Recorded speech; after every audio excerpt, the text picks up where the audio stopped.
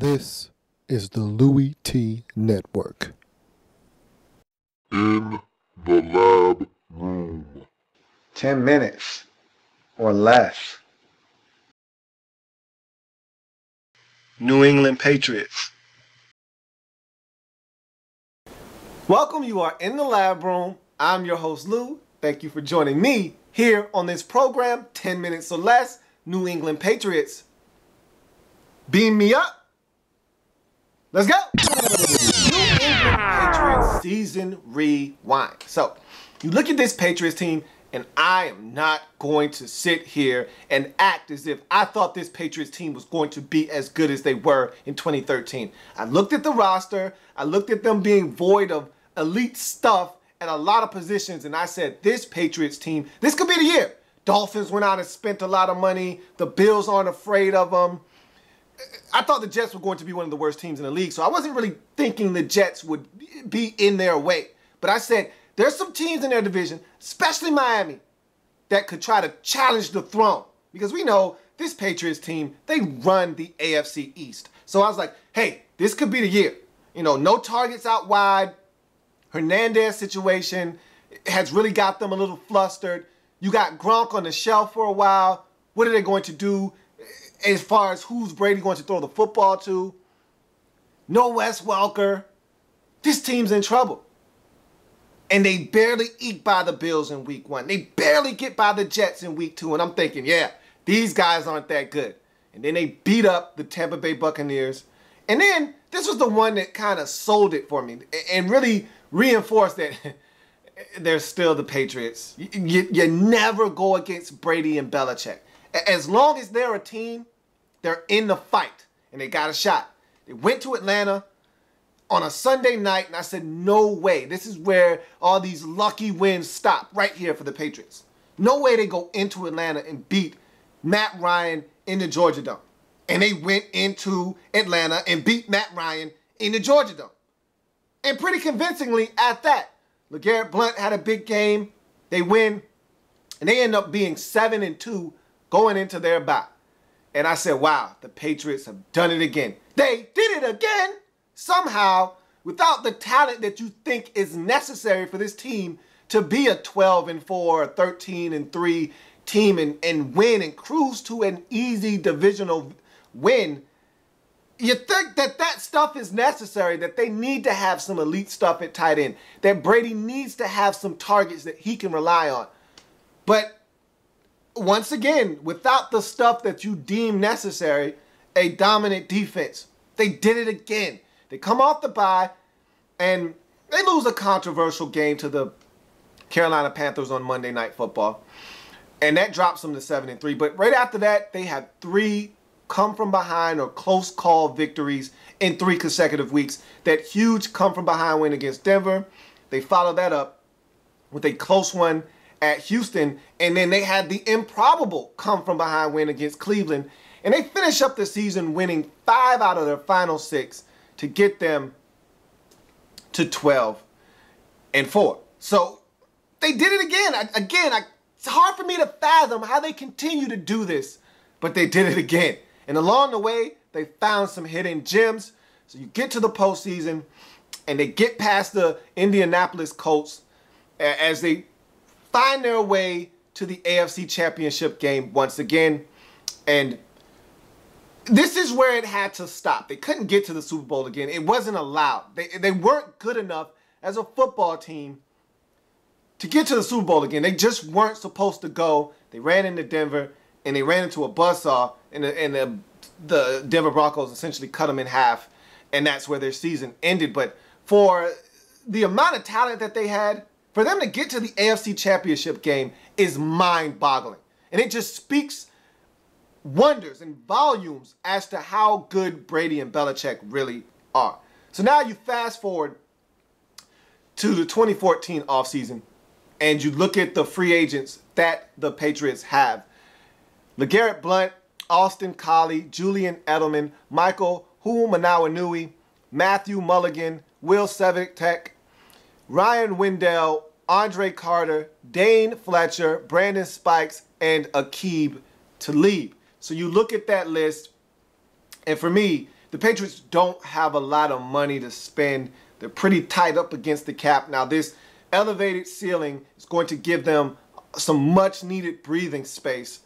But when it all comes down to it, they don't have a lot of money to spend. So they have to be very shrewd in what they do. And the Patriots usually are. They're not a very, very reckless team that squanders money. So a guy like LeGarrette Blount, I have him on my list of players that they want back. And they probably do want him back. But do they need him back? Absolutely not. And so if LeGarrette Blount's number that he has in his head and the number that the Patriots brass have in their head doesn't match up, see you later, LeGarrette. He'll be on the market and he'll be playing for another team in 2014.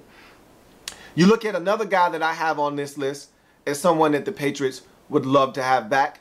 And I think this one really isn't an option. You don't say to yourself, like you can with LeGarrette Blount, we want you back, but we don't need you back.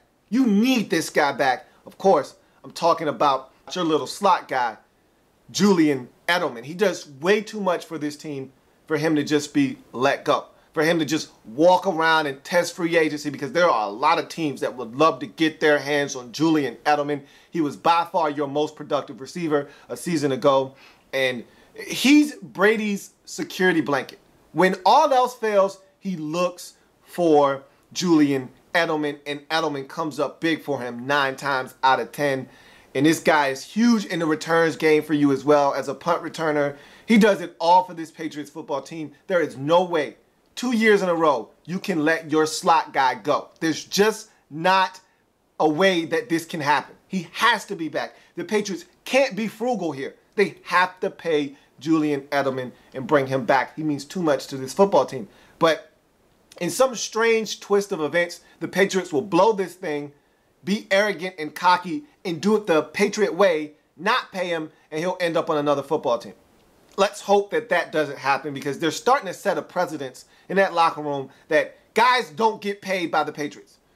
But I think they'll find a way to make this happen, but it would not surprise me in the least bit if he's not on the football team coming up in 2014 and moving forward. But that's a guy you need to have back. Another guy that you would love to have back, Aqib Talib. Here's a guy that is by far and away your best corner.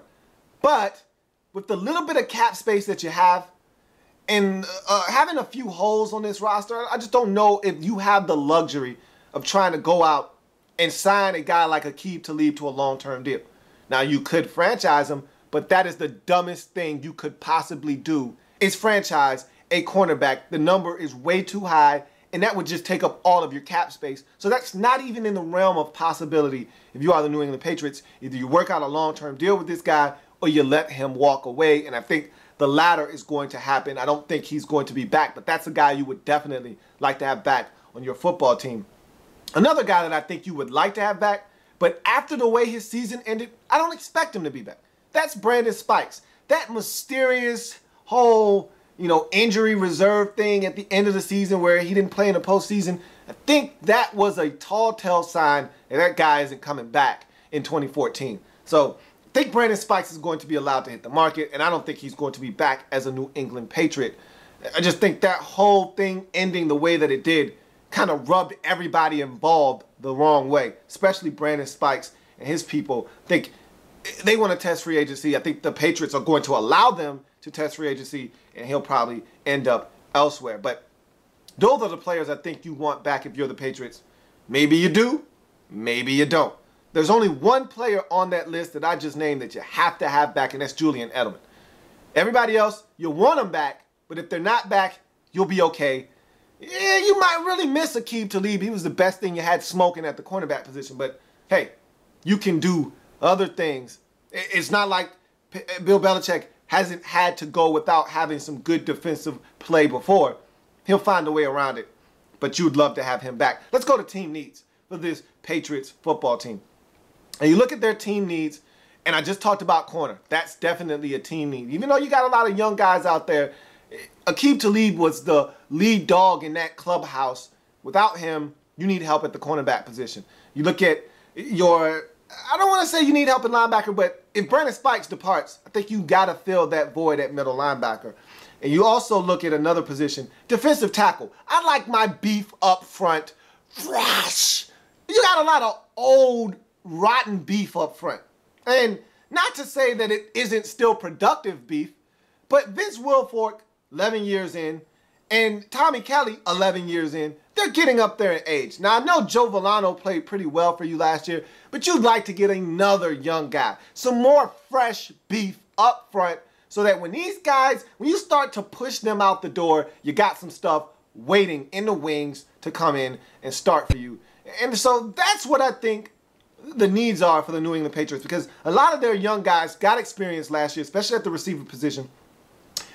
I think you could also use a tight end. You got to go out and get yourself another tight end. And I expect the Patriots to do that. And I expect them to handle all of these positions through the draft. If they don't get LeGarrette Blount back, they're going in the draft to find themselves a running back. And you got like 18 on the roster anyway, so I don't know if you have to go after the running back position or not. But I know cornerback is a position you're going to go after in the draft. Defensive tackle, probably going to be a position you go after in the draft. Linebacker, probably going to be a position you go after in the draft. And tight end, definitely a position you're going to attack through the draft. So that's going to do it for the New England Patriots. 10 minutes or less. 10 minutes or less. Like the content? Want more? Sub up. In the lab room.